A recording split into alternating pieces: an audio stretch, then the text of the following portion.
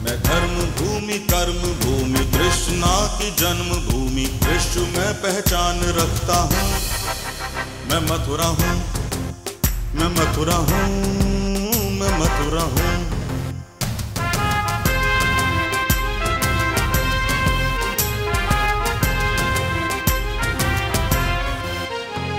मैं प्रेम हूँ, मैं आस हूँ, मैं श्रद्धा का सैलाब हूँ, हर एक दिल में वास करता हूँ। मैं मथुरा हूँ, मैं मथुरा हूँ, मैं मथुरा हूँ।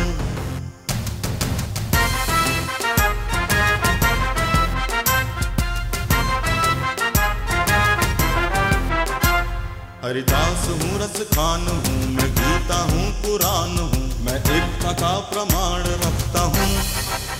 मैं मथुरा हूँ, मैं मथुरा हूँ, मैं मथुरा हूँ।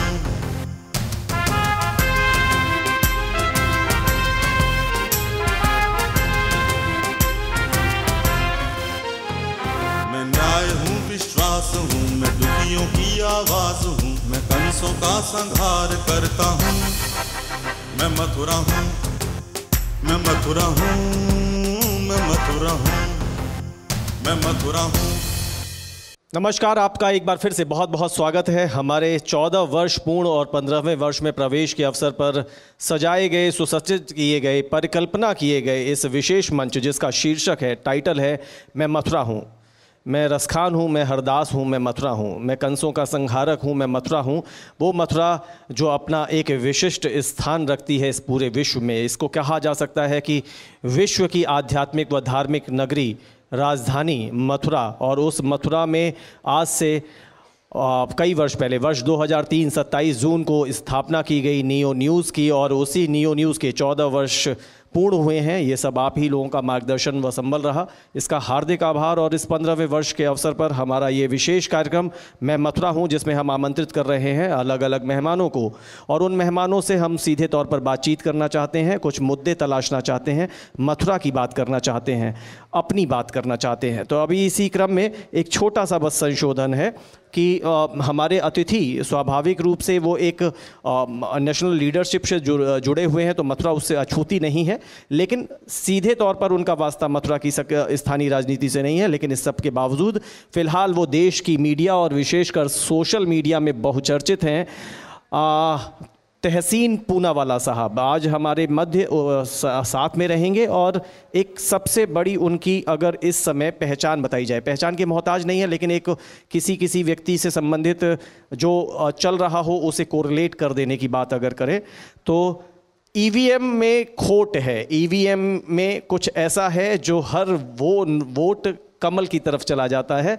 इस मुद्दे को मुखरता से तहसीन पूनावाला साहब ने अभी हाल में उठाया, तो मैं स्वागत करूंगा अपने मंच पर तहसीन पूनावाला साहब का, और इसके साथ साथ इस देश के जाने माने पत्रकार और इंडिया वॉइस न्यूज़ चैनल के सीईओ व editor in chief Anirudh Singh साहब का। मैं चाहूँगा दोनों ही गेस्ट एक साथ मंच पर आए। अनिरुद्ध सिंह साहब बातचीत को आगे बढ़ाएंगे तहसीन पूनावाला साहब के साथ। तो तहसीन पूनावाला साहब, बहुत बहुत स्वागत। आगे की बागडोर अनिरुद्ध सिंह जी के लिए। शुक्रिया अनूप जी, बड़ी जिम्मेदारी देने के लिए। सबसे पहले मैं मथुरा की धरती को नमन करता हूं और आप सभी लोगों का अभिनंदन करता हूं। जिस धरती पर हम बैठे हैं वहां से बातचीत करने पर किसी भी चर्चा का अर्थ बहुत ही व्यापक हो जाता है। मेरे साथ रेनाउंड एंटरप्रेन्योर और एक्टिविस्ट तहसीन पूनावाला जी हैं। आप पॉलिटिकल एक्टिविस्ट भी हैं। हम आपसे राष्ट्रीय मुद्दों पर बातचीत करेंगे। चर्चा की शुरुआत करते हैं। सबसे पहले बहुत ही महत्वपूर्ण विषय आपने इलेक्शन कमीशन के सामने उठाया था, ईवीएम को लेकर के, लेकिन वो मुद्दा भी कहीं गया हुआ लगता है खो गया है। आखिर क्या चल रहा है उसमें इस समय? सबसे पहले तो जय श्री कृष्णा, और आप सभी को बहुत बहुत अभिनंदन। देखिए, ईवीएम का मसला ऐसा है कि ये एक बहुत पेचीदा मसला है, और दुर्भाग्य की बात यह है कि इलेक्शन कमीशन जो एक कॉन्स्टिट्यूशनल बॉडी है वो ट्रांसपेरेंसी से काम नहीं कर रही है। मैं बड़ी जिम्मेदारी से कह रहा हूँ। हमने बहुत ही बड़ा आरोप लगा रहे हैं आप। बड़ा आरोप लगा रहा हूँ। हमने पिटीशन की, इलेक्शन कमीशन ने ऑल पार्टी मीटिंग बुलाई। मैं उस मीटिंग में, मुझे सौभाग्य मिला उस मीटिंग में, मैं उस मीटिंग में था। लेकिन जो बुनियादी सवाल है ईवीएम को लेकर, उसको एड्रेस नहीं किया जा रहा है। और बार बार जो गोल पोस्ट है इलेक्शन कमीशन उसे चेंज कर रहा है। सबसे पहले इलेक्शन कमीशन ने कहा कि ईवीएम हैक हो ही नहीं सकते, आप हमें सबूत दीजिए।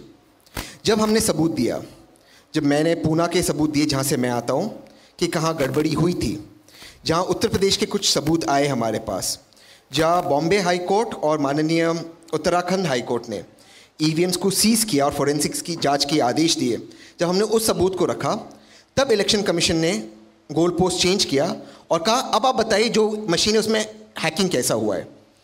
सवाल वो नहीं है हैकिंग कैसे हुआ है, वो कैसे कोई बताए, हैक हो सकता है या नहीं, ये बुनियादी सवाल है। इलेक्शन कमीशन ने आप सबके सामने एक मौका दिया, सभी पार्टियों से कहा कि आप लोग आइए और मशीन्स को हैक करके दिखाइए, तो आखिर उस मौके को आप लोगों ने क्यों नहीं बुलाया?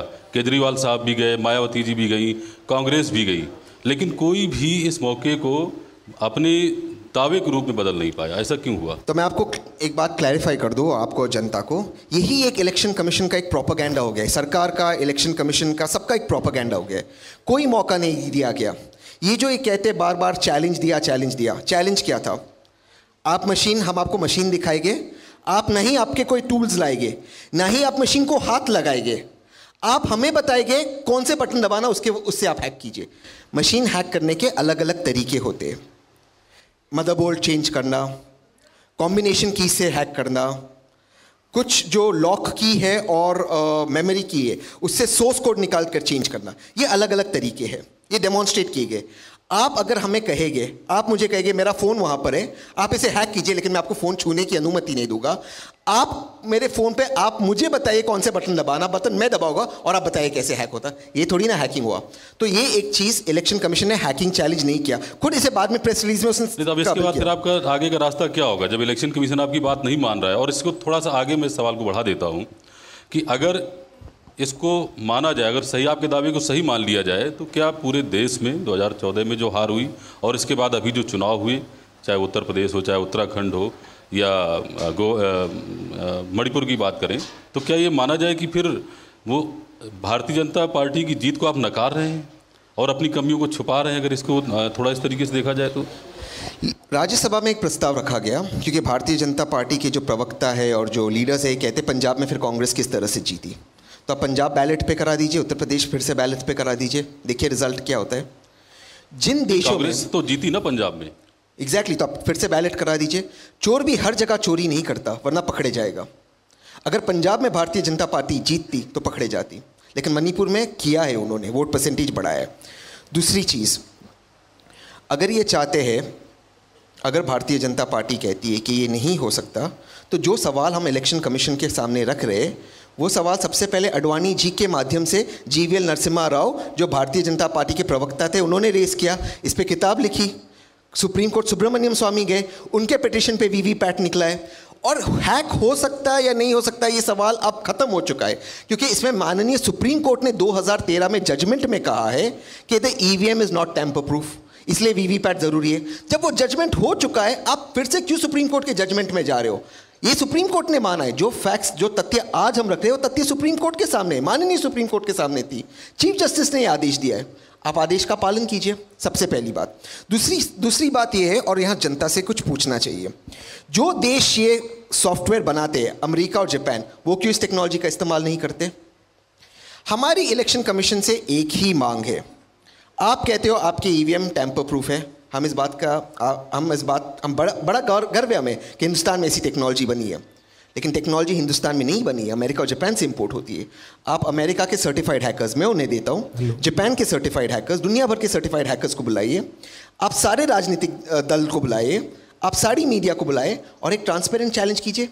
और ये कंडीशंस मत रखिए कि आप मेरे ईवीएम को हाथ नहीं लगा सकते। मैं आपको बताता हूँ, जब हम ईवीएम को हैक करने की कोशिश करते हैं, जो PSU है बेल, उससे हमें लीगल नोटिस मिलती है, आप ईवीएम को हाथ नहीं लगा सकते।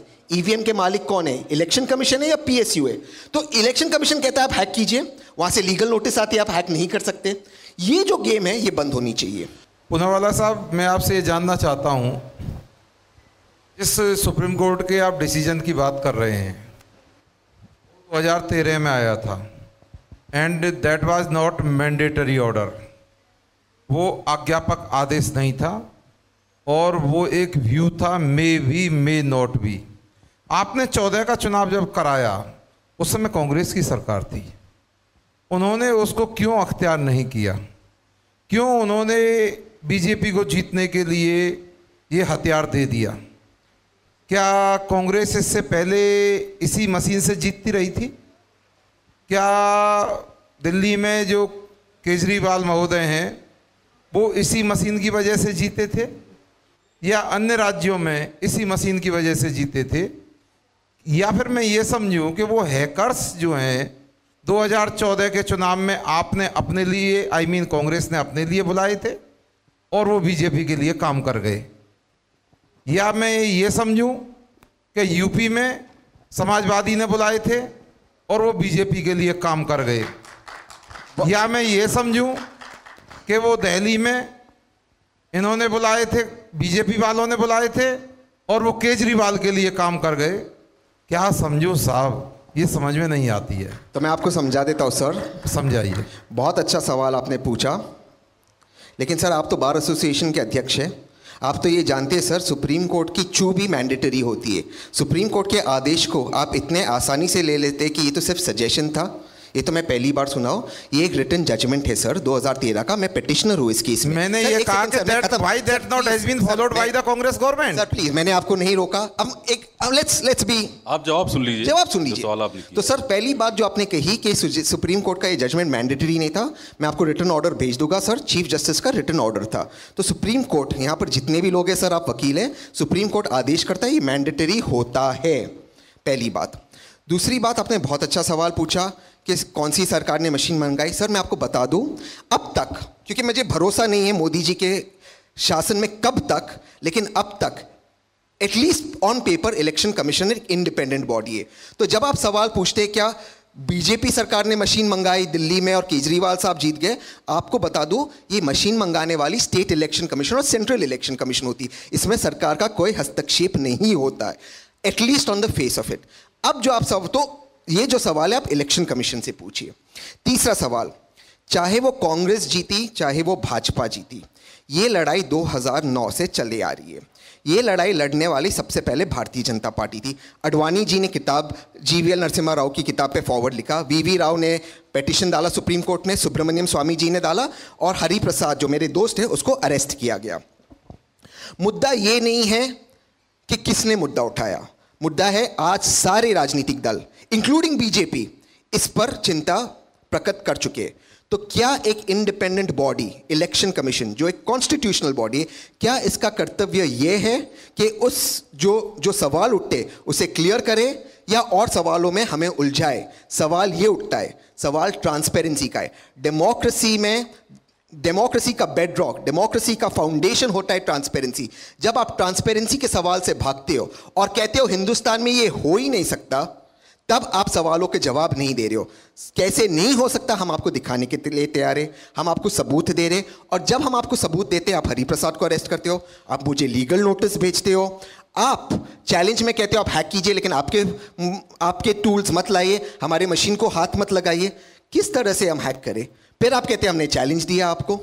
तो कहीं ना कहीं ये सवाल उठते हैं। एक ऐसा मुद्दा है जब अलग अलग समय पर अलग अलग राजनीतिक दलों ने अपने अपने हिसाब से इस पर सवाल उठाए और अपने अपने हिसाब से जवाब दिए। अनूप जी कोई सवाल करना? अनिरुद्ध भाई बस एक सवाल, पूना वाला साहब, इसमें परसेप्शन का डेफिनेटली अंतर नज़र आता है। हर व्यक्ति है यहाँ पर, खासतौर से पॉलिटिकल पार्टी, जब एक बड़ी वॉर चल रही है इस पूरे देश में, देखने को मिल रहा है कि अस्तित्व के संकट से पॉलिटिकल पार्टीज जूझने लग गई हैं। ये नारा जब दे दिया अमित शाह और नरेंद्र मोदी ने कि कांग्रेस मुक्त भारत, तो डेफिनेटली अब परसेप्शन की पॉलिटिक्स इस समय सामने आ रही है। अब यही ईवीएम उन्हें अच्छी लगती है, आपको बुरी लगती है, ये अलग अलग बात है। आडवाणी जी इसको लेकर सवाल उठा चुके थे, लेकिन इन सब चीज़ों के बाद इसमें बहुत इलास्टिक की तरह खिंच चुकी हैं चीज़ें।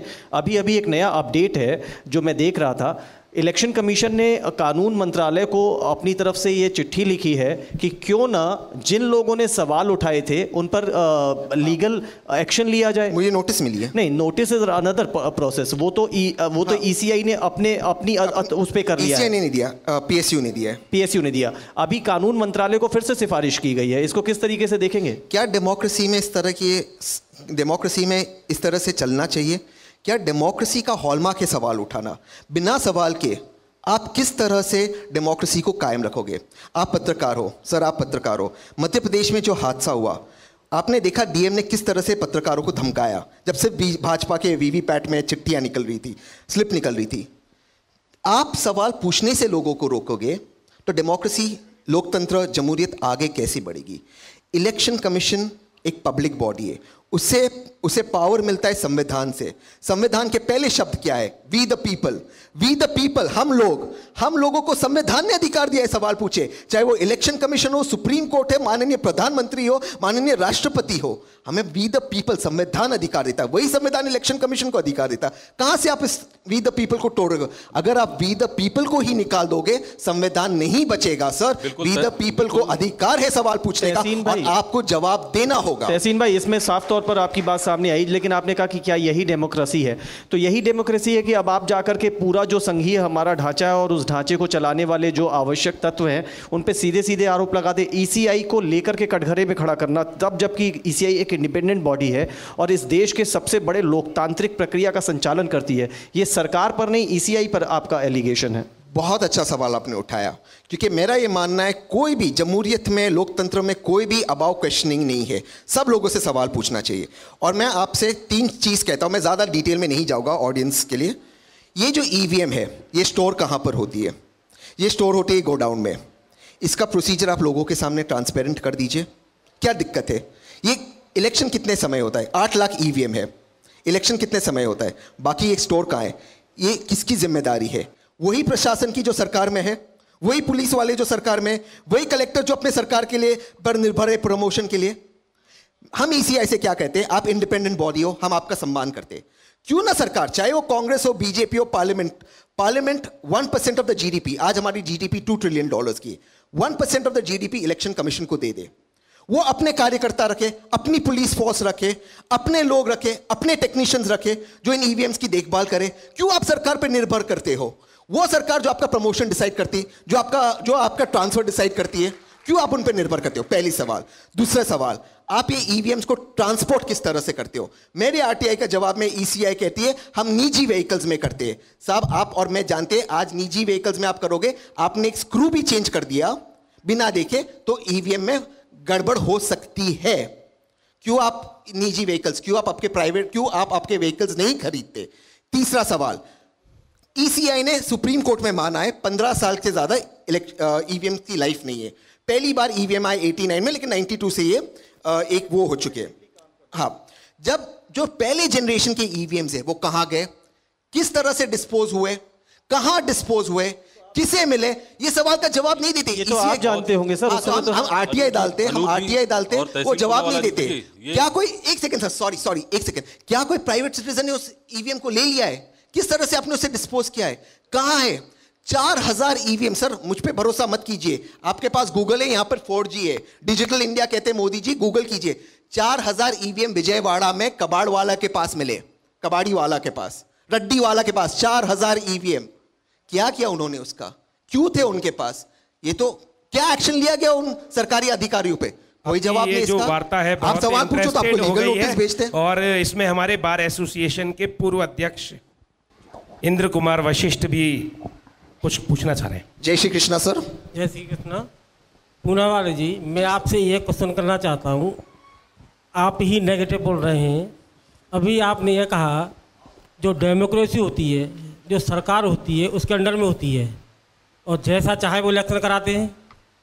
मेरा क्वेश्चन ये है कि सत्ता में आप हैं और डेमोक्रेसी जो अफसर है आपके अंडर में, मैं चुनाव जीत जाता हूँ, तब ईवीएम कहाँ जाती है? बहुत अच्छा सवाल पूछा सर। सर, मैं इस बात से सहमत नहीं हूँ। डेमोक्रेसी किसी सरकार की मोहताज नहीं होनी चाहिए, किसी कोर्ट की मोहताज नहीं होनी चाहिए। डेमोक्रेसी सिर्फ हम जनता की मोहताज होनी चाहिए, क्योंकि मैं फिर से दोहरा रहा हूँ, संविधान के पहले शब्द है वी द पीपल।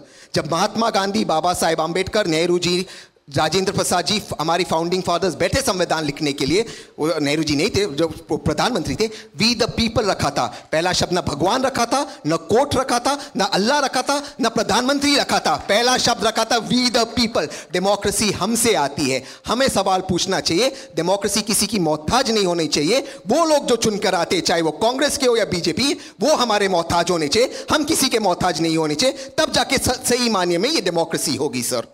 ये क्वेश्चन आपने ही उठाया था कि जो प्रशासन जो होता है सरकार के अंडर में होता है, वो उससे चाहे जैसा काम करा ले, इसलिए मैंने ये कहा था। ये जो डेमोक्रेसी और प्रशासन में तो फर्क है ना सर।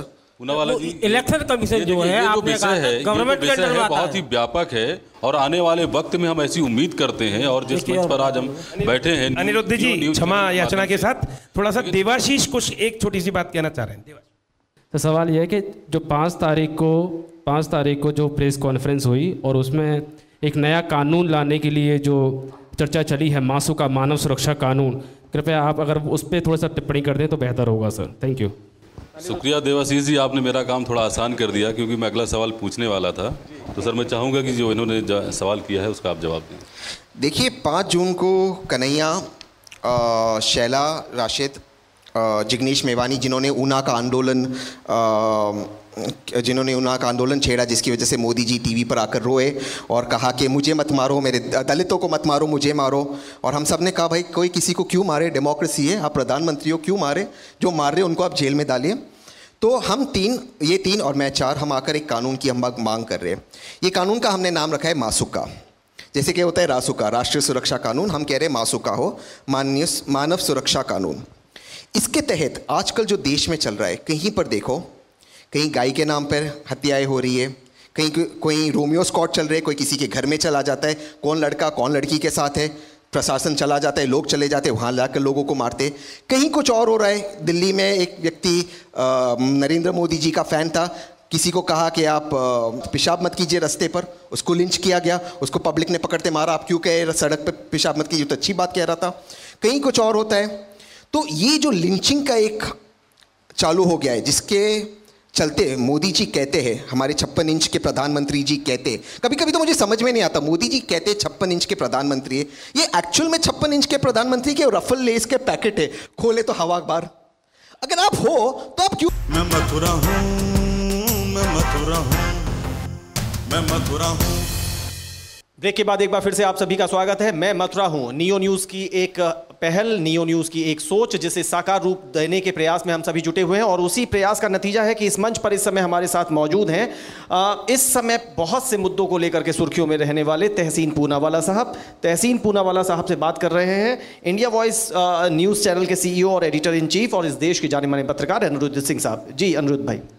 तहसीन पूनावाला साहब, आपसे एक राजनीतिक सवाल करूंगा यहाँ पर। अभी आपने मध्य प्रदेश का जिक्र किया, किसानों की बात आपने की, कांग्रेस ने इस मुद्दे को उठाया, आंदोलन कर रही है, तमाम बातें हो रही हैं, लेकिन एक बड़ा सवाल जनता के सामने ये खड़ा हुआ है कि जब भी ऐसे मुद्दे आते हैं जहाँ संघर्ष की स्थिति बनती है, तो आपकी पार्टी के नेता और उपाध्यक्ष राहुल गांधी जी विदेश चले जाते हैं और एक काफ़ी चर्चा का विषय बना हुआ है। इस बार भी वो विदेश चले गए, ऐसा क्यों होता है? क्या जवाब देंगे आप इसका? देखिए, सबसे पहली बात तो आपके सवाल का मैं शुक्रगुजार हूँ, आपने ये सवाल पूछा अनिरुद्ध भाई। लेकिन 2 चीज़ है। सवाल सबसे पहले मध्य प्रदेश सरकार से पूछना चाहिए, जिन्होंने आंकड़े दिए 200% एग्रीकल्चर में ग्रोथ हुआ, 200% हुआ, तो किसान आंदोलन क्यों कर रहे हैं? आंदोलन कर रहे तो हम उन पर गोली क्यों चला रहे? ये सवाल का सरकार जवाब नहीं देती। मुद्दा क्या बनता है? राहुल गांधी जी की दरगाह। राहुल गांधी जी ने इस मुद्दे को हाईलाइट किया, वो वहाँ गए, मुद्दा हाईलाइट हुआ, 144 लगा दिया गया, उन्हें मिलने नहीं दिया किसानों से। सहारनपुर भी वो आना चाहते थे, ये धाराएं लगा दी। तो सरकार उनसे डरती क्यों है? और अगर सरकार इनसे डरती है तो कहाँ जाते, उससे सरकार को क्या फ़र्क पड़ता है? तो सरकार पहले ये तय कर दे कि यार राहुल गांधी से डरती है नहीं, डरती नहीं तो 144 क्यों लगाती है? दूसरी चीज़, राहुल गांधी जी के जाने के बाद ज्योतिरादित्य सिंधिया जाने की कोशिश की, वहाँ पर 144 लगा दिए, उनको अरेस्ट कर दिए। सीएम के तो किसी ने सीएम को अरेस्ट नहीं किया, कोई 144 लागू नहीं हुआ। कहीं ऐसा तो नहीं है कि कांग्रेस का जो शीर्ष नेतृत्व है वो भटक गया हो, या लोग उनका नेतृत्व मानने के लिए तैयार नहीं है, या नेतृत्व दे नहीं पा रहे हैं? मैं तीनों चीज़ से सहमत नहीं हूँ। अगर कांग्रेस राहुल गांधी के बताए रास्ते पर पूरी तरह से चले, पूरी तरह से, कांग्रेस आज भी सत्ता में आ सकती है। दुर्भाग्य की बात यह है, कांग्रेस पूरी तरह से राहुल गांधी की बताया मार्ग पे नहीं चलते। राहुल गांधी का बताया मार्ग है महात्मा गांधी और जवाहरलाल नेहरू का बताया हुआ। क्या उनको राष्ट्रीय अध्यक्ष बनाया जाना चाहिए कांग्रेस का? As a political trend watcher, as a राजनीतिक विश्लेषक, मैं ये सोचता हूँ जल्द से जल्द उन्हें ये जिम्मेदारी दे देनी चाहिए, ताकि कांग्रेस आगे बढ़ सके। उन्हें ये अधिकार होना चाहिए कि वो अपनी टीम चूज करे, किसी भी आदमी को। और ये मैं पॉलिटिक्स नहीं कर रहा हूँ। जब मोदी जी प्रधानमंत्री बने, राजनाथ सिंह जी को निकाल दिया, अमित शाह को बनाया, अमित शाह को फ्री हैंड दिया अपनी टीम, अमित शाह जी को फ्री हैंड दिया अपनी टीम चूज करने का। तो अगर आप किसी पर जिम्मेदारी डालते हो तो उसको वो पावर्स भी देना चाहिए, आप उसे कर्टेल नहीं कर सकते। तो अगर आप जिम्मेदारी देते हो तो आप पूरी तरह से पावर दी या आप मत दीजिए, ये जो दो नाव में आप सवार नहीं हो सकते। यानी कहीं ना कहीं आपके जो जवाब हैं उससे ऐसा लगता है कि कांग्रेस के अंदर ही और ख़ास तौर पर गांधी परिवार के अंदर कसमकस है कि क्या होना चाहिए। अगर आप जैसे जुड़े हुए शख्स जो कि गांधी परिवार के नज़दीक हैं और अगर ऐसा मानते हैं तो फिर ये डिसीजन क्यों नहीं हो पा रहे हैं? गांधी परिवार में क्या हो रहा है वो मुझे नहीं पता कि अंदर क्या चल रही है बातें, लेकिन जहाँ तक कांग्रेस की राय और मैं बाहर से देखता हूँ इस चीज़ को, मैं ये ज़रूर आपको बता सकता हूँ सर कि कांग्रेस के कार्यकर्ता चाहते हैं, कांग्रेस के लीडर्स चाहते हैं कि राहुल गांधी जी जल्द से जल्द अध्यक्ष बने। अब वो अध्यक्ष बने, उन्हें ये अधिकार हो अपनी टीम चूज़ करने का और उसके बाद उन पर टिप्पणी होनी चाहिए। ठीक उसी तरह जैसे अमित शाह जी को फ्री हैंड पूछना चाहूँगा कि आखिर आप जैसे सोशल मीडिया में बहुत आप एक्टिव हैं और कांग्रेस की अगर हम बात करें तो आप उसके एक नया युवा चेहरे उसके हो सकते हैं, आखिर राहुल गांधी की छवि नेगेटिव कैसे होती जा रही है? एक फेलियर लीडर के रूप में कैसे उनकी छवि बनती जा रही है? इसका दोषी आप किसको मानते हैं? बहुत अच्छा सवाल पूछा सर आपने। तो हिटलर के ज़माने में उनका एक वो होता था, उनका एक प्रोपेगेंडिस्ट हुआ करता था, एक आदमी होता था जो उनका पब्लिसिटी करता था, और उसने एक बात कही थी एक पार्टी में, उसने कहा था एक झूठ को आप 1000 बार दोहराओ सच बन जाता है। तो जो राहुल गांधी के प्रति जो सोशल मीडिया में चालू, और मैं इस बात को पूरी तरह से स्वीकार करता हूँ, कांग्रेस सोशल मीडिया में बहुत पीछे थी। जिस तरह से सोशल मीडिया का प्रयोग मोदी जी और बीजेपी ने 2010 से किया, अन्ना आंदोलन के समय से, और जिस तरह से उन्होंने राहुल गांधी को ब्रांड किया, वो एक परसेप्शन इश्यू हो गया। और मैं इस बात को मानता हूँ, politics is all about perception. वरना आप सोचिए, दो लोग हैं, एक व्यक्ति है जो अपने किसी भी कमिटमेंट को नहीं निभाता, यहाँ तक कि कंट्रोवर्शियल है, वो जब तक सुप्रीम कोर्ट मैंडेट नहीं करता ये नहीं बताता कि उसकी शादी हो गई है। वो एक फिट आदमी नहीं है, फिट आदमी फिट फिजिकली, लेकिन फोटोशॉप से 56 इंच की छाती अपने आप को दिखाता है। वो आदमी इतना उस लेवल तक पढ़ा नहीं, खुद ही कहते कि उस लेवल तक पढ़े लिखे नहीं। उनके डिग्री पे आज प्रश्न उठे कोर्ट के अंदर, CIC इस बात को दबा गई उनकी डिग्री के प्रश्न को। ये सारी चीज़ें, और उस पर 2002 के दंगे का डायरेक्ट इन्वॉल्वमेंट का आरोप है। दूसरी तरफ एक युवा है, दिखने में अच्छा है, एक्चुअली एजुकेटेड है, डिग्री पे कोई सवाल नहीं है, एक्चुअली एक फिट इंसान है, कोई गड़बड़ नहीं की, कोई खून उसके हाथ में नहीं, लेकिन सोशल मीडिया में छवि राहुल गांधी की खराब है। तो राहुल गांधी ऐसा काम क्यों करते हैं कि जनता के सामने अपना फटा हुआ कुर्ता या कुर्ते की फटी हुई जेब दिखाते हैं? आखिर क्या कोई शख्स विश्वास कर सकता है कि राहुल गांधी की कुर्ते की जेब फटी हुई हो सकती है? आखिर ऐसे काम करते क्यों हैं वो? ये काम मोदी जी क्यों करते हैं कि लोगों के सामने रोने लगते? आखिर कोई विश्वास कर सकता है? लेकिन जनता उनके रोने को स्वीकार कर लेती है। I am really impressed the way you talk. और जब कांग्रेस से कोई इतनी अच्छी शख्सियत सामने आती है तो हमेशा यही सवाल आता है कि जब से हमने होश संभाला है अर्ली 80s से, कांग्रेस में एक भी लर्नेड आदमी नहीं है कि परिवार से बाहर आकर वो किसी और के हाथ में कमान दे दे। क्या नेहरू जी के बाद Indira ji I really respect as a prime minister. India ने बहुत तरक्की की उनके टाइम पे, जितना हमने पढ़ा। नेगेटिविटी और सब बातें एक तरफ। इंदिरा गांधी के बाद राजीव जी, who was a tremendously good personality but was not meant for politics, सबको मालूम है। राजीव जी के बाद सोनिया जी, सबको पता है, कहने को मनमोहन जी पर रिमोट सोनिया जी के हाथ में।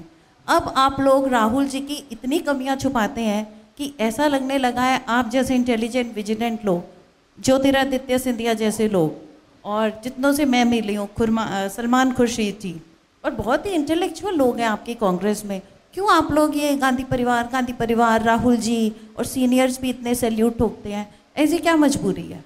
मैम बहुत अच्छा सवाल पूछा आपने, तो मैं आपको बता दूं, थैंक यू वेरी मच आपके सवाल के लिए। और आपने सही कहा सर, मथुरा की धरती कुछ ऐसी है कि मन करता है कि यहीं रह जाए। अब तो हमारा मन ही नहीं करता है कि रात को चले जाए, यहीं पर रुक जाए रात भर। नहीं, आपने सवाल बहुत अच्छा पूछा। देखिए मैं आपको बता दूँ, जब सोनिया जी अध्यक्ष बनी, एक तो गांधी परिवार का राजीव जी के बाद कोई प्रधानमंत्री नहीं बना, उसको 27 ईयर्स हो गए उस बात को, 25-27। 91 में राजीव जी असैसिनेट हुए। 89 सो कॉल्ड नहीं बना। नहीं, मैं आपका जब सवाल समझ गया, NEC के मैं जवाब देता हूँ, मैं वो सवाल समझ गया। तो प्रधानमंत्री राजीव जी के बाद कोई नहीं बना, तो कॉन्स्टिट्यूशनल पोस्ट पर कोई नहीं बैठे। और मैं ये बात व्यक्तिगत तौर से जानता हूँ कि अगर राहुल गांधी चाहते थे 2009 में या 2010 में या 2011 में, वो कभी भी प्रधानमंत्री बन सकते थे, वो नहीं बने। दूसरा सवाल था आपका अध्यक्षता का। सोनिया गांधी के खिलाफ जितेंद्र प्रसादा के पिताजी उन्होंने चुनाव लड़ा। कांग्रेस मात्र एक पार्टी है जहाँ पर इलेक्शन होता है। ये इलेक्शन कमीशन के अपॉइंटेड रिप्रेजेंटेटिव्स करा रहे हैं। अभी इस वक्त नवंबर में हो रहा है, इलेक्शन 1 साल डिलेड है, नवंबर में हो रहा है। तो कांग्रेस कॉन्स्टिट्यूशन में, मैं सेक्शन भूल रहा हूँ, वकील साहब याद दिला देंगे, लेकिन कांग्रेस कॉन्स्टिट्यूशन में मैंडेटेड है प्रेसिडेंट इलेक्ट हो।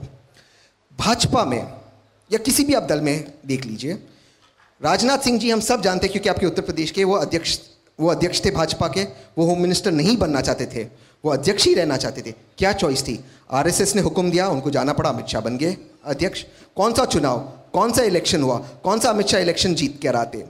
सोनिया गांधी जी इलेक्शन जीत कर आती है। अगर राहुल गांधी जी अध्यक्ष बने, जो हम चाहते, उनको भी इलेक्शन जीतना होगा। कोई उनको कुर्सी नहीं दे रहा है और किसी का भी अधिकार है उनके खिलाफ इलेक्शन लड़े। तीसरा सवाल, राहुल गांधी क्या कह रहे हैं? वो कह रहे हैं जैसे एनएसयूआई यूथ कांग्रेस को उन्होंने डेमोक्रेटाइज करा, जैसे गरीब लड़का आज एनएसयूआई यूथ कांग्रेस का अध्यक्ष बन सकते, वो चाहते पार्टी में भी हर पोस्ट के लिए इलेक्शंस हो। तो इसे अगर आप डेमोक्रेसी, जमहूरियत, लोकतंत्र नहीं कहेंगे, ये अपॉइंटमेंट का सिस्टम ये बंद करना चाहते, इसीलिए इलेक्शंस 1 साल डिले हुए। अब ये रोड मैप बन गया है। आपका आखिरी सवाल था, सोनिया गांधी जी ने सरकार चलाई, मनमोहन सिंह जी रिमोट थे, ठीक है। सोनिया गांधी जी इलेक्शन जीत कर आती है। मैं आपसे सवाल पूछता हूँ, मोहन भागवत कौन सा इलेक्शन जीत कर आता है? और कहीं अपनी लाइफ में इलेक्शन लड़े है? वो नागपुर में बैठ के सरकार चलाते, प्रधानमंत्री जी जाते। सोनिया गांधी जी के समय मैं खुद देखा, प्रोटोकॉल का पूरा पालन किया जाता था। सोनिया गांधी खड़ी होती थी जब पॉलिटिकल मीटिंग हो, प्रधानमंत्री जी बैठे थे, प्रधानमंत्री जी जाते, मोहन भागवत को प्रेजेंटेशन देते। आज गोवा में एक कार्यक्रम चल रहा है, अभी गोवा में कार्यक्रम चल रहा है, वर्ल्ड हिंदू फेडरेशन का कार्यक्रम चल रहा है। वहां पर कहते संविधान से ऊपर धर्म है और धर्म के अंदर संविधान जो कहेगा उसके विपरीत जाएंगे। मोदी जी को हुक्म देते, कोई एक्शन नहीं होता। वो संस्थाएं आज इस कार्यक्रम में भाग ले रही है जो बैंड है। वो संस्थाएं इस कार्यक्रम में आज भाग ले रही है जिन्होंने दाभोलकर का मर्डर किया है। वो संस्थाएं कह रही है आपको कौन से कपड़े पहनने चाहिए, आप महिला है, वो डिसाइड कर रहे हैं। जी सॉरी टू इंटरप्ट यू। ये लोगों को किसने अधिकार दिया? मैं आपको एक उदाहरण दे दूं। एक सेकंड मैं आपसे पूछता हूं। एक आरएसएस के, मैं इनको गाड़ी में बता रहा था, 1 मिनट में मेरी बात सुन लीजिए। एक आरएसएस के व्यक्ति मुझे मिले, मैं उनसे कहा रोज 4 बजे आप जाते किधर हो साहब, डंडा लेकर? कहे हम रोज 4 बजे व्यायाम करने जाते हैं, कुश्ती करने जाते हैं। हमने कहा बहुत बड़ी अच्छी बात है, क्यों कर दें? कहे बड़ा खतरा है हिंदुस्तान को। हमने कहा किससे खतरा है? कहा पाकिस्तान से। हमने कहा पाकिस्तान से खतरा है, क्यों, क्या हो गया? कहा उनके पास न्यूक्लियर बॉम्ब है। न्यूक्लियर बॉम्ब है तो आप डंडा से क्या करोगे? हमने उनसे सवाल पूछा, कोई सवाल का जवाब नहीं। फिर हमने उनसे पूछा तो आप ये आधी चड्डी पहनकर क्यों जाते हो? कहते बड़ा कंफर्टेबल है। तहसीन भाई, अब तो फुल पैंट हो गया। हमने कहा बड़ा कंफर्टेबल है आधी चड्डी पहनते, एक्सरसाइज करना। बोला हाँ। तो हमने कहा लड़की अगर छोटे कपड़े पहने इसमें आपको क्या दिक्कत है? देखिए ये कौन होते हैं नागपुर में बैठ के तय करें लड़की क्या पहने, लड़की किससे प्यार करे, आदमी किससे प्यार करे? ये क्या संविधान इनको अधिकार देता है? लेकिन सबसे बड़ा सवाल जो अनुपमा जी का था, सवाल अभी भी रहेगा, क्या गांधी परिवार के बाहर कोई भी इतना नेतृत्व नहीं है, व्यक्तित्व नहीं है जो नेतृत्व संभाल सके? क्योंकि मैं आपको एक जनता के रूप में बता रही हूँ, जनता को क्लियरली ये मैसेज है, एक होता है डर और एक होता है लिहाज, कि जितने कांग्रेस के लर्नेड या इंटेलिजेंट या आगे आने लायक लोग हैं उन्हें गांधी परिवार का लिहाज नहीं है, डर है। ये इमेज लोगों से जब तक नहीं टूटेगी आपके राहुल जी कुछ नहीं कर सकते। क्या आपके उत्तर प्रदेश के धरती के लोग डरते हैं किसी से? ये तो ऐतिहासिक धरती है। यहीं से तो प्रसादा साहब लड़े थे सोनिया जी के खिलाफ, यहीं के उत्तर प्रदेश के थे वो लड़े थे सोनिया जी के खिलाफ। और आज भी हम कह रहे हैं राहुल जी इलेक्शन के माध्यम से आएंगे और जिसे उन्हें चुनौती देनी है, फील्ड ओपन है, वो आए चुनौती दे। अब ये तो हम लोगों को फोर्स नहीं कर सकते ना वो किसे वोट करे, लेकिन कांग्रेस में ये पूरा अधिकार है कि आप राहुल गांधी को भी चैलेंज कर सकते। क्या ये अधिकार है किसी को कि मोहन भागवत को चैलेंज करे, अमित शाह को चैलेंज करे? क्या ये अधिकार है? कहां पर? आप ये अधिकार मुझे बता दीजिए। उनके संविधान में नहीं है। डेमोक्रेसी, लोकतंत्र ना आरएसएस में है न बीजेपी में। ये लोकतंत्र का इस्तेमाल करते पावर में आने के लिए, लोकतंत्र को ये निभाते नहीं है ये लोग। तहसीन पूनावाला जी, एक सवाल मारुति पांडे जी करना चाह रहे हैं हमारे channel and India voice news channel की। जी नमस्कार। जय श्री कृष्ण। जय श्री कृष्ण। मैं आपसे सिर्फ 2 सवाल करना चाहता हूं और वो जो आपने अभी इंटरव्यू के दौरान जो बातें कही उसी से कंसर्न है दोनों बातें। एक सवाल के जवाब में आपने कहा कि जो कांग्रेस के अंदर की जो लीडरशिप है या जो नेता हैं, जो कार्यकर्ता हैं, वो राहुल गांधी के दिखाए हुए मार्ग पे चलना नहीं चाहते। एक बात आपने ये कही। फिर आपने दूसरी बात कही कि जो अंदर नेता हैं वो ये भी चाहते हैं कि राहुल गांधी सोनिया जी के बाद या सोनिया जी के रहते ही पार्टी के अध्यक्ष भी बन जाए। तो जब इतना कॉन्ट्राडिक्शन है पार्टी के अंदर कि जो चलना भी नहीं चाहते, फिर उनको अध्यक्ष भी बनाना चाहते हैं, तो एक पार्टी रिवाइव कैसे करेगी? और एक वो नेता जिसको सब अध्यक्ष बनाना चाहते हैं वो स्वीकार्य कैसे होगा? उसकी लीडरशिप कैसे स्वीकार्य होगी? बहुत अच्छा सवाल पूछा सर, लेकिन आपने अगर मेरी बात गौर से सुने होते तो मैंने कहा अगर ये राहुल गांधी जी की बात पर चले तो, मैंने ये कभी नहीं कहा नहीं चलना चाहते। अब कुछ मजबूरी होगी, नहीं चल रहे, कुछ ऐसे सर्कमस्टेंसेस हो गए तो ये सर्कमस्टेंसेस बनते हैं। लेकिन अगर आप राहुल गांधी के बताए मार्ग पर चले, वो महात्मा गांधी और नेहरू का मार्ग है, कांग्रेस सत्ता में 100% आएगी। दूसरा जो आपका सवाल है, जो आपने कहा कि लोग चाहते हैं राहुल गांधी बने, ये मेरी व्यक्तिगत राय, जिनसे मैं मिलता हूँ, जिन लोगों से मैं संपर्क में हूँ, वो चाहते हैं। चाहे कल इलेक्शन हो, कोई और चाहे कि वो इलेक्शन के लिए लड़े, तो कांग्रेस में डेमोक्रेसी मैं झूठ नहीं कहूँगा आपके मंच पे, मथुरा के पवित्र धरती पे हूँ, दूसरे पार्टी के मुकाबले कांग्रेस में डेमोक्रेसी कहीं ज़्यादा है।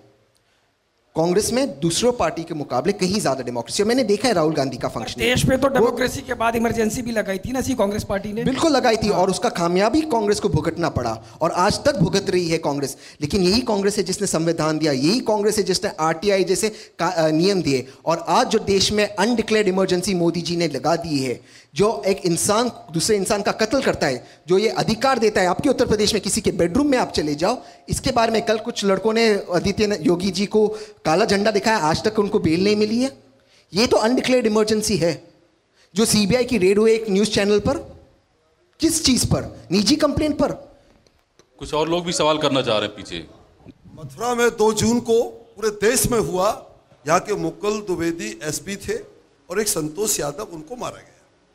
और उसी दिन में इसी बार पहली बरसी पर मैं हवन करने पहुंच गया वहां, और मैं वहां उनको श्रद्धांजलि दे रहा था और मुझे गिरफ्तार किया गया। ये कैसी डिप्लोमेसी है? ये कैसे प्रजातंत्र है? अपनी बात नहीं कह सकता है? क्या मैं आंदोलन कर रहा था वहां?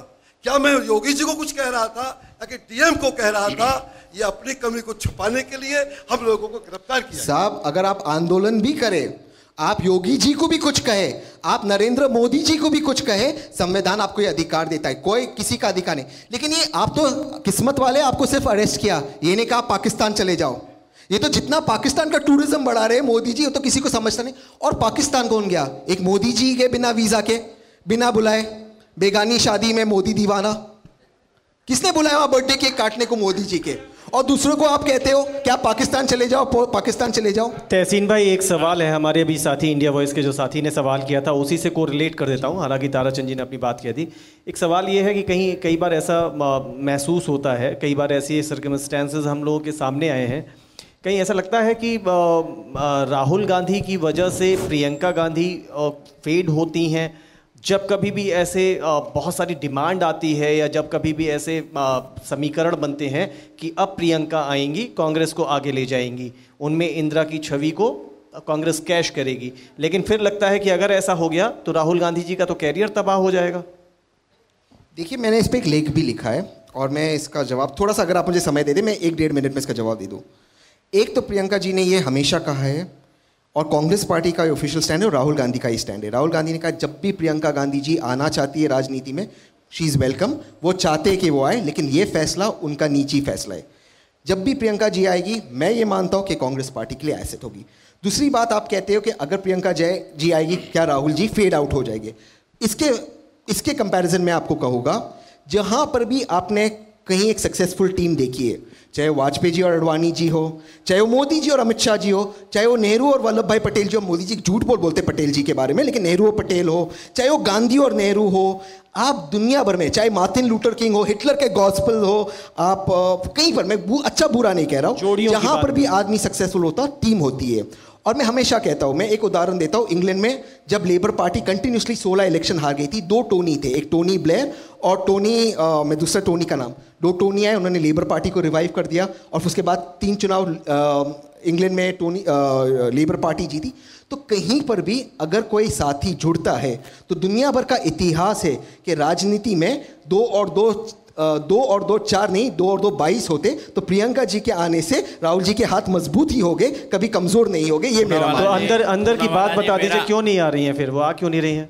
ये सवाल आप तो बहुत नजदीक। नहीं साहब, मैं उनसे सवाल नहीं कभी पूछा और ना ही, और जब आपको कभी मौका मिले आप पूछते, मुझे भी जवाब दे देना। अनूप जी, मेरा भी एक प्रश्न है पुणे वाले के लिए। जय श्री कृष्ण सर जी। जय श्री कृष्ण सर। सर आपने भी आपने भी इसी मिट्टी में रह के जन्म लिया है और इसी देश का अन्न पानी खाया है, मैं भी खाता हूँ। इसी देश की जलवायु हम और आप दोनों ग्रहण करते हैं।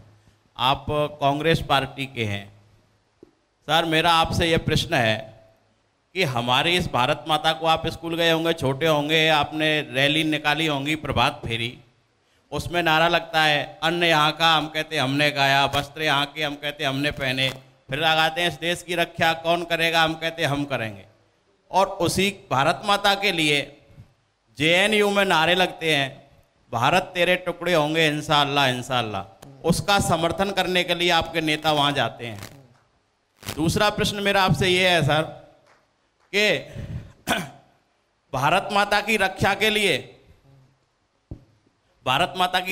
लिए हमारी सेना जो अपनी जान हथेली पे लेके वहाँ रहती है और अपने जान न्यौछावर करने के लिए हमेशा वहाँ तत्पर रहती है, उसको तो आपके नेता सड़क छाप गुंडा कह करके बुलाते हैं, और जो हमारी भारत माता को लहूलुहान करके चले जाते हैं उनके नेता, आपके नेता उन आतंकवादियों को जी लगा करके और पता नहीं क्या क्या सम्मानित शब्दों से उनको संबोधित करते हैं। तो मैं, राहुल गांधी जैसे कहते हैं कि कांग्रेस पार्टी एक संगठन नहीं सोच है, तो मैं आपसे ये पूछना चाहता हूं कि ये सोच क्या है? आपने अभी एक जी बढ़ाइए अनिरुद्ध भाई, आपने अभी एक आप बढ़ा दीजिए, सवाल कंटिन्यू करवा दीजिए। बहुत अच्छा सवाल, बहुत अच्छा समझ में आ गया। मेरा प्रश्न आप पूरा सुन लीजिए, मेरा प्रश्न आप पूरा सुन लीजिए। अर्थ आ गया, बैठ जाइए, हो गया काफी समय, आपका अर्थ आ चुका है अनिरुद्ध भाई। आप क्या पाकिस्तान को खुश करने के लिए, ठीक है, आ गया आपका आशय, आ गया भैया, आ गया। आपके नेताओं को ये मिलती है कि आप ऐसा कहिए। बैठिए प्लीज।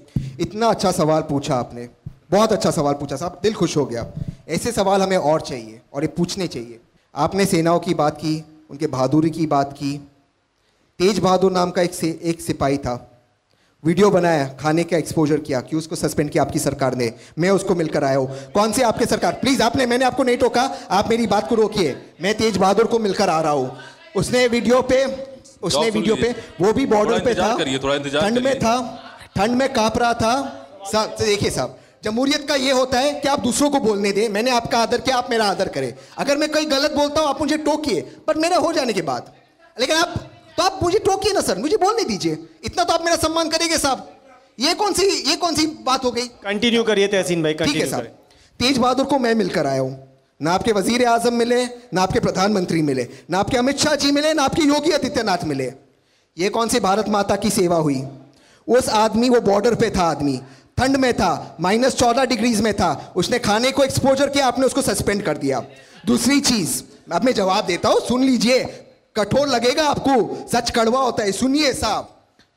मसूद अजहर को first class, Jaswant Singh business class में अफगानिस्तान कौन छोड़कर आया? ये कांग्रेस की सरकार थी कि आपकी 56 इंच वाली मोदी जी की, अडवाणी जी वाली की सरकार थी जो मसूद अजहर को छोड़ के, जिसके बाद उसने पार्लियामेंट पे हमला किया?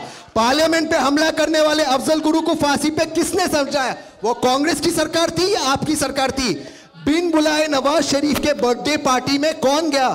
कांग्रेस गया या बिरयानी और केक खाने मोदी जी गए? आप इसका जवाब दीजिए। अब मैं आपको आंकड़े देता हूं, डेटा से आप मेरा जवाब दीजिए। पिछले 3 साल में जितनी हत्याएं बॉर्डर पे हुई है उतनी आज तक हिंदुस्तान के इतिहास में नहीं हुई है। ये आंकड़े पार्लियामेंट्री कमेटी ऑफ डिफेंस को दी गई है। आंकड़ों को किस तरह से तोड़ मरोड़ते? क्योंकि ये बीएसएफ के आंकड़े अलग दिखाते हैं, क्योंकि वो होम मिनिस्ट्री में जाती है, और आर्मी के अलग दिखाते हैं। आप दोनों आंकड़े को जोड़ो, पाकिस्तान बॉर्डर, मैं बांग्लादेश चाइना बॉर्डर नहीं कह रहा हूं, पाकिस्तान बॉर्डर पे जितने 3 साल में मृत्यु हुई है उसके पहले कभी नहीं हुई थी। दूसरी सवाल का मैं जवाब देता हूं आपको, क्यों हो रही है? 2011 में मैं श्रीनगर गया था अपने परिवार के साथ। 2012 में मेरे सबसे अच्छे दोस्त ने अपनी फिल्म की शूटिंग की श्रीनगर में। नॉर्मल हो गया था सिचुएशन। किसने पोलराइज किया? ये भी राहुल गांधी की गलती है, ये भी कांग्रेस की गलती है। केंद्र में आपकी सरकार है, जम्मू कश्मीर में आपकी सरकार है, क्यों आप सिचुएशन को काबू में नहीं रखते? जहाँ तक आपने संदीप दीक्षित के कमेंट के बारे में बात किया, मैं उस पर बोलने वाला कौन, उस पर खुद राहुल गांधी ने कहा ऐसे सवाल नहीं उठने चाहिए। लेकिन जो अमित शाह ने महात्मा गांधी को चतुर बनिया क्या, उसको आपने कुछ कहा? राहुल गांधी ने खंडन किया उसका। आप कीजिए अमित शाह का खंडन और कहिए महात्मा गांधी चतुर बनिया नहीं था। आप लेकिन एक सवाल जो उनका था, तहसीन जी, आपको मैं आंकड़े से बताता हूँ। जेएनयू वाले सवाल का जवाब दीजिए। उन्होंने कहा कि जेएनयू में देश विरोधी नारे लगे और आपके नेता वहां मिलने गए। तो मिल रहा है, जवाब मिल रहा है।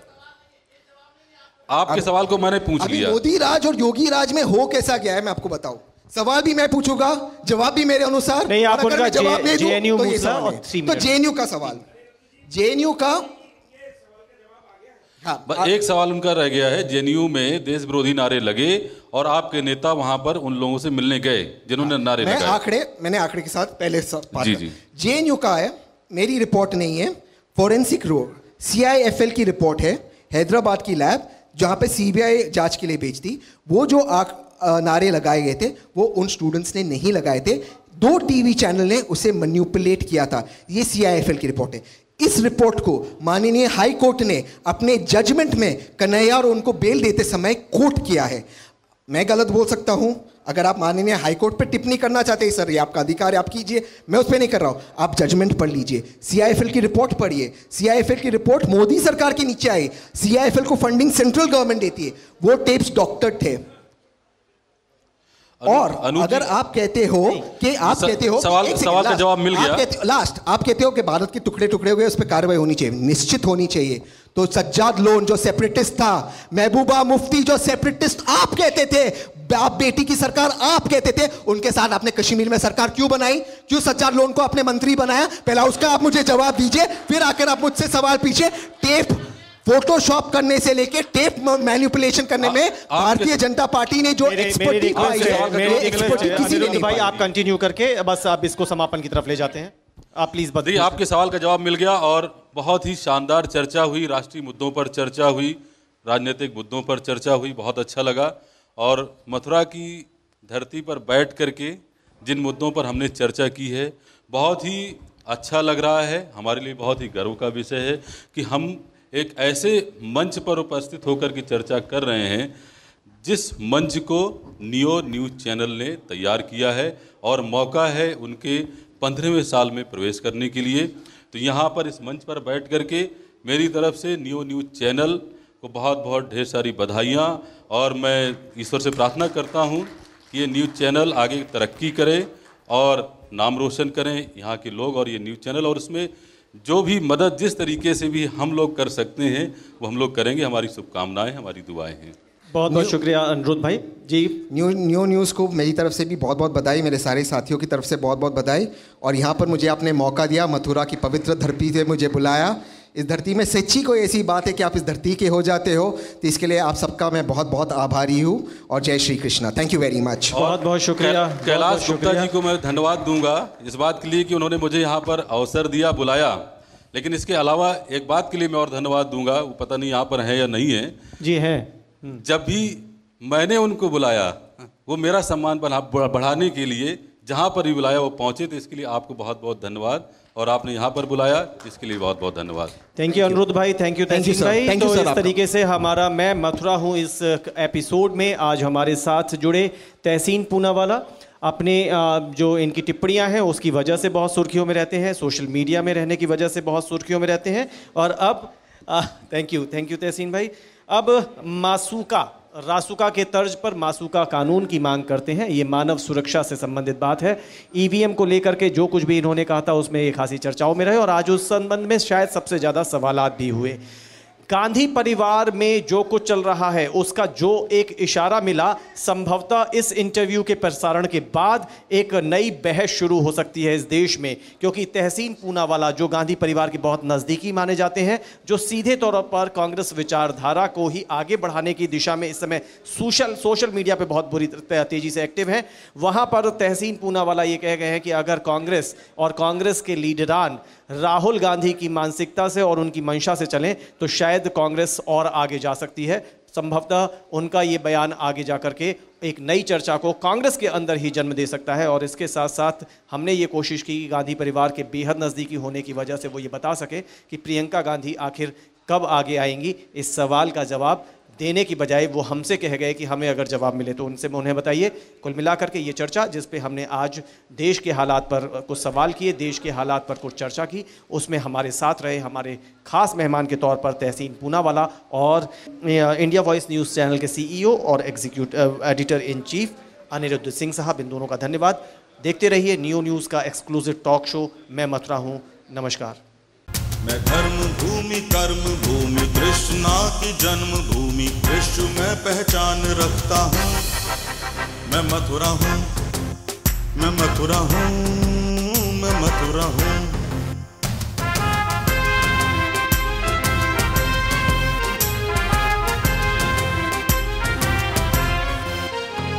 मैं प्रेम हूँ, मैं आस हूँ, मैं श्रद्धा का सैलाब हूँ, हर एक दिल में वास करता हूँ। मैं मथुरा हूँ, मैं मथुरा हूँ, मैं मथुरा हूँ।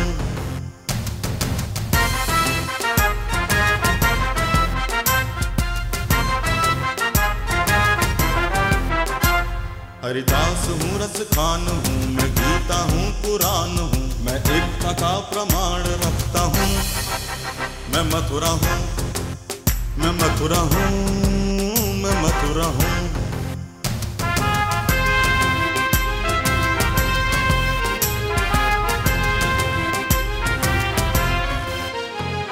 मैं न्याय हूँ, विश्वास हूँ, मैं दुखियों की आवाज हूँ, मैं कंसों का संहार करता हूँ। मैं मथुरा हूँ, मैं मथुरा हूँ, मैं मथुरा हूँ, मैं मथुरा हूँ।